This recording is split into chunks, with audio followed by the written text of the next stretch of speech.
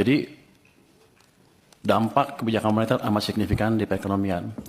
Tahun 1997, 98, 97, kita melakukan kesalahan yang fatal.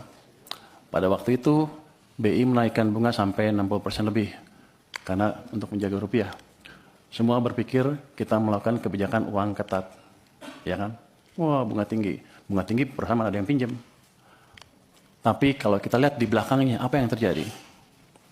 Kita mencetak uang, base money itu tumbuhnya 100%. Jadi kebijakannya kacau balau. Mau apa? Mau ketat atau mau longgar? Kalau kita melakukan kebijakan kacau, yang keluar adalah setan-setannya dari kebijakan itu. Bunga yang tinggi menghancurkan real sektor, uang yang banyak dipakai untuk menyerang nilai tukar rupiah kita. Jadi kita membiayai kehancuran ekonomi kita pada waktu itu tanpa sadar. Ini bukan karena yang ekonom-ekonom yang dulu bodoh atau gimana, tapi memang kita belum pernah mengalami keadaan seperti itu. Jadi kita belum tahu nyata seperti apa. Dan saya simpulkan kesalahan kita di situ. Jadi pada waktu 2008 ada global financial meltdown, kebijakan kita ubah. Saya bisik-bisik sedikit lah ke think tanknya SBY. Waktu itu mau jatuh ekonominya,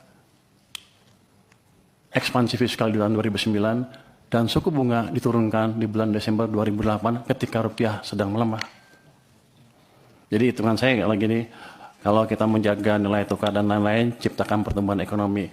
Kalau mau ciptakan pertumbuhan ekonomi, jaga kondisi likuiditas di sistem perekonomian. Itu yang terjadi. Saya pikir dengan edukasi tahun 2008-2009 itu, semua orang sudah mengerti kan banyak ekonomi yang lihat. Rupanya lupa terus kita. Kita tuh cepat lupa, makanya ada siklus bisnis ekonomi naik, ekonomi turun, sepertinya setiap 7 tahun kita lupa. Untung saya masih ingat sedikit-sedikit. 2015 ketika Pak Jokowi ngambil pemerintahan, kondisinya sama. Kebijakan sedang ketat. Saya pindah ke KSP untuk memberi masukan langsung pada waktu itu supaya kebijakannya dirubah. Dan itu kebijakannya dirubah dan kita selamat. Itu jadi pembalikan ekonomi Indonesia bukan terjadi otomatis. Semua karena intervensi kebijakan. Kebetulan Pak Jokowi cukup cepat mengambil langkah. 2020-2021 sama. Pada waktu COVID, semua nyalahin COVID akan menghancurkan ekonomi Indonesia katanya. Bank-bank mulai hampir berguguran. Saya waktu sedang di maritim, asik mancing lah. Saya pikir ngapain mikirin ekonomi lagi, udah pada jago di perekonomian kan. Tapi setelah kita lihat, base money pertumbuhannya berapa di situ? Di bulan Maret 2000, pertumbuhannya minus 15,3%. Minus, artinya ekonomi sedang dicekek padahal bunganya diturunkan. Ini salah kebijakan kita lagi. Jadi ekonominya turun, hampir hancur. Saya dipanggil ke istana, gimana? Ya udah Pak, dibalikin lagi aja. Gimana caranya? Ya udah, BI suruh kurangin penyerapannya ke sistem. Siapa lagi? Tambah uang sistem dari sisi fiskal juga Pak.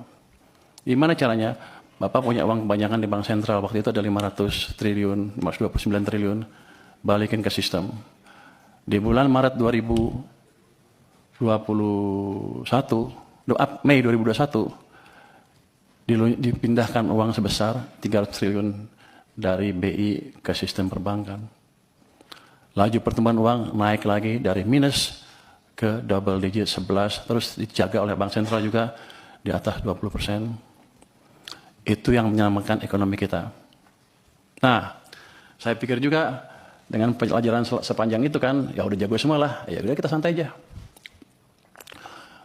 Gara-gara itu saya ngebantu sektor finansial pada waktu itu, saya dilempar ke LPS dengan tugas jaga stabilitas di sana. Saya hanya bisa jaga stabilitas.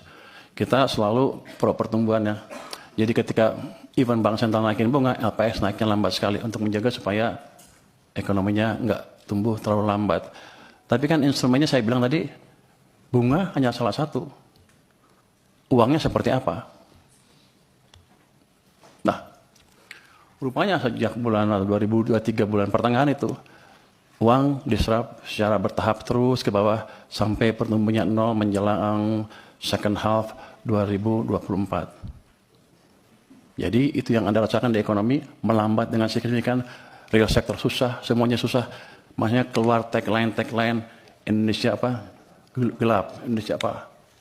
Kita semua menunjuk ke ini gara-gara global. Padahal ada kebijakan dalam negeri yang salah juga, yang utamanya mengganggu kita karena 90% perekonomian kita didrive oleh domestic demand. Masuki 2025, Januari, Februari, Maret, April, membaik semuanya tiba-tiba, saya pikir udah insaf nih. Pertumbuhan uang sempat mencapai 7% di bulan April. Makanya ketika saya rasakan di bulan April, saya bilang, kita sudah keluar dari krisis, Indonesia akan cerah. Yang saya nggak tahu, Mei jatuh lagi, Juni jatuh, Juli jatuh, Agustus jatuh ke 0%. Jadi periode perlambatan ekonomi yang 2024 gara-gara uang ketat tadi, dipulihkan sedikit, belum pulih penuh, direm lagi ekonominya. Itu dari sisi fiskal dan moneter. BI kita, nggak tahu nih pada marah sama saya nggak habis ini. Nanti tetap traktir ya.